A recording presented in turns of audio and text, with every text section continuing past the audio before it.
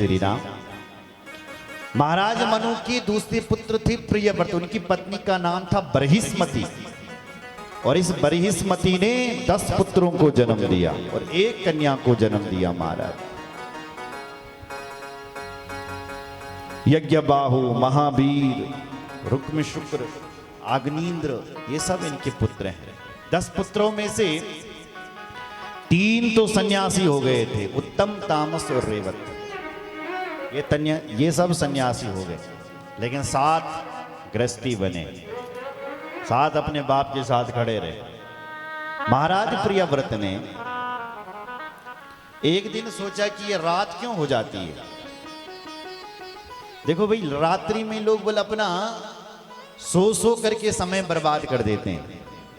महाराज प्रियव्रत ने एक ऐसा तेजोमय रथ का निर्माण किया कि 7 दिन तक दिन ही दिन बना करके रखा, रात्रि होने ही नहीं दी।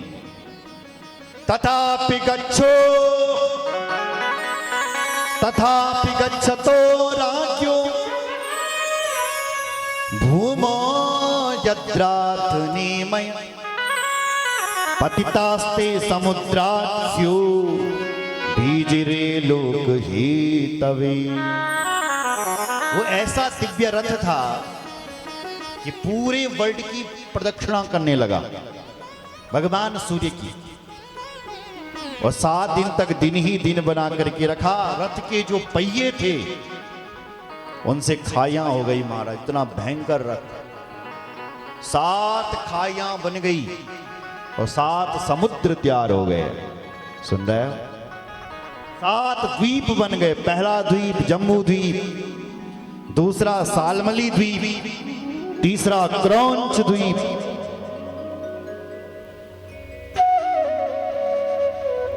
चौथा कुशद्वीप, प्लक्षद्वीप, पुष्कर द्वीप, 7 द्वीप। ये 7 द्वीप हो गए और 7 समुद्रों की रचना हो गई महाराज के पहियों से।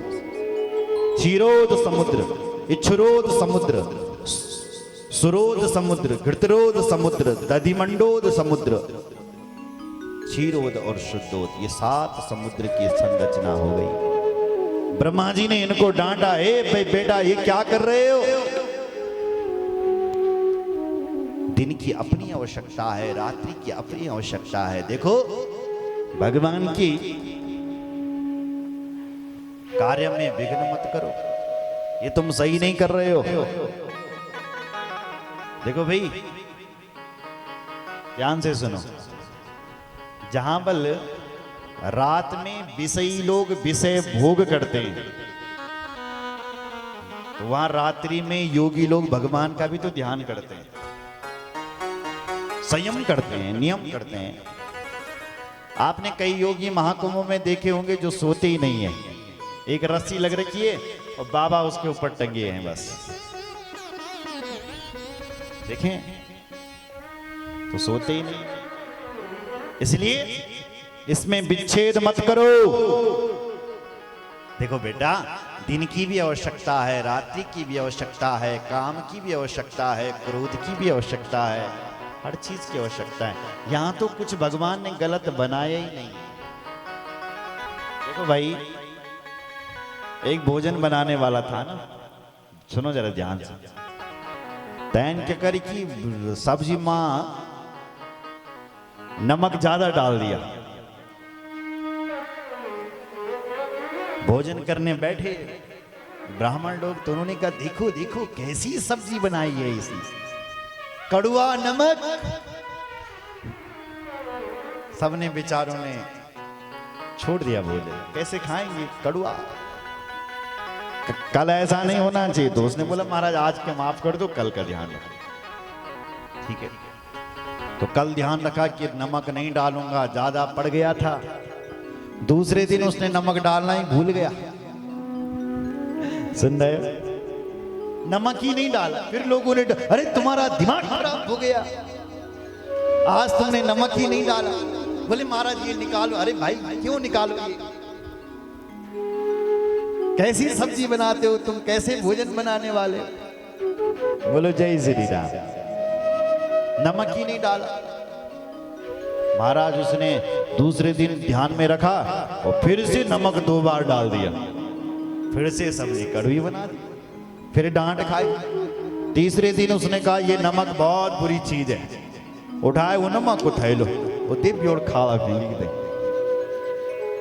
नमक बुरी चीज है, बेकार है। अब बताओ नमक बुरी चीज है क्या? नमक बुरी चीज नहीं है, हमें उस नमक का उपयोग करना नहीं आ रहा। नमक बुरा थोड़ी नहीं हो सकता। उसी प्रकार देखो भाई, दिन भी बुरी नहीं है, रात्रि भी बुरी। आपको रात्रि बुरी लगती है क्या? नहीं, रात्रि भी बुरी नहीं है, दिन भी बुरा नहीं है, हमें उसका सदुपयोग करना नहीं आ रहा। जय श्री राम। इनको समझाया भगवान की कार्य में विघ्न मत करो, तब ये मान गए। और महाराज जम्बूद्वीप और अपने बेटों को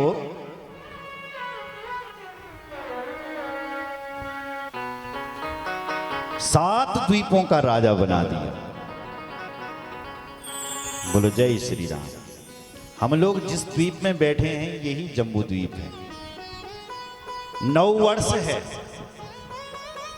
सबसे पहला वर्ष है इलावर्त वर्ष, दूसरा है भद्रश्व वर्ष, तीसरा है हरिवर्ष, चौथा है केतुमाल वर्ष, पांचवा है रम्यक वर्ष, छठा है हिरण्यमयी वर्ष, सातवां है उत्तर कुरु वर्ष और आठवां है किम पुरुष वर्ष और 9वां है भारत वर्ष जिसमें हम बैठे हैं।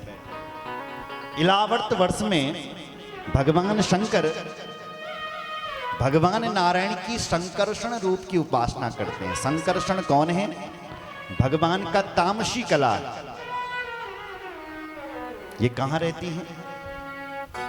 ये बलराम जी जो हैं ये भी तो संकर्षण है, जो लक्ष्मण जी भी हैं ये भी तो भगवान की तामसी कला है। इनका नाम है अनंत। कौन है? अनंत। और अनंत भगवान कहां रहते हैं? इस धरती से 7 लोक नीचे हैं। अतल वितल सुतल तलातल महातल रसातल पाताल। पाताल लोक से 30,000 योजन दूरी पर भगवान अनंत रहते हैं, वही संकर्षण। तो इलावर्त वर्ष में भगवान शंकर संकर्षण रूप की उपासना करते हैं। बोलो जय श्री राम। दूसरा है भद्रश्व वर्ष। इसमें महाराज भद्रश्वा भगवान की हयग्रीव की उपासना करते हैं। भद्रश्वा कहते हैं प्रभु कितनी विचित्र बात है। अहो विचित्रम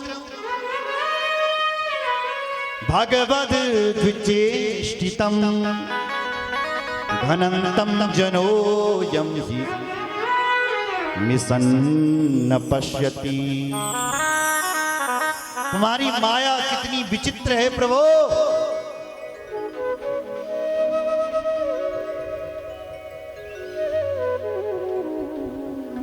कितनी विचित्र है आपकी माया। कैसी विचित्र?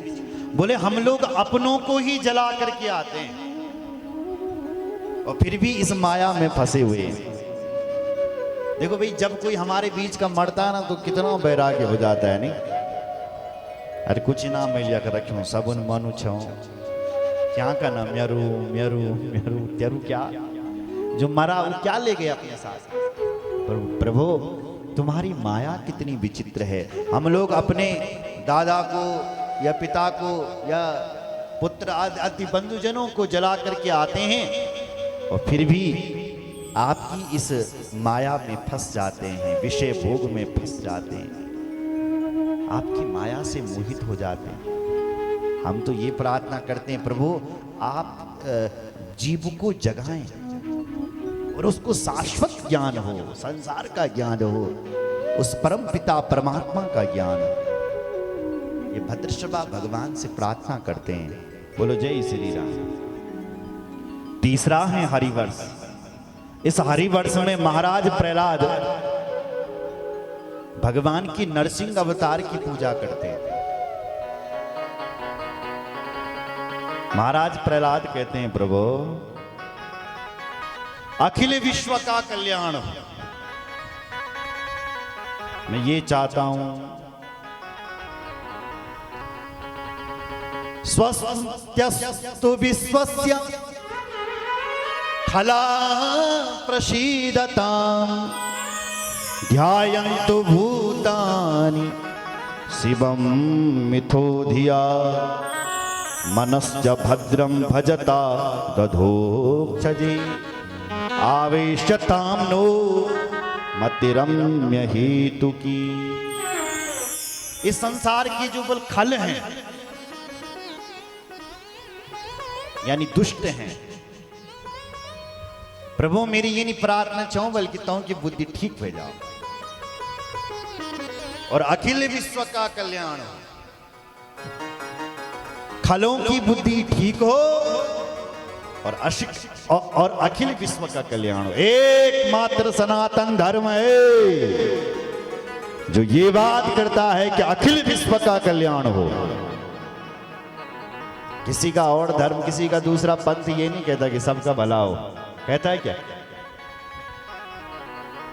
केवल एक सनातन। महाराज सम्राट श्री करपात्रे जी महाराज हुए हमारे देश के प्रसिद्ध संत, जिन्होंने नारा दिया धर्म की जय हो, अधर्म का नाश हो, प्राणियों में सद्भावना हो, विश्व का बोलो कल्याण। वही बात महाराज प्रहलाद कह रहे हैं, हे प्रभु अखिल विश्व का कल्याण।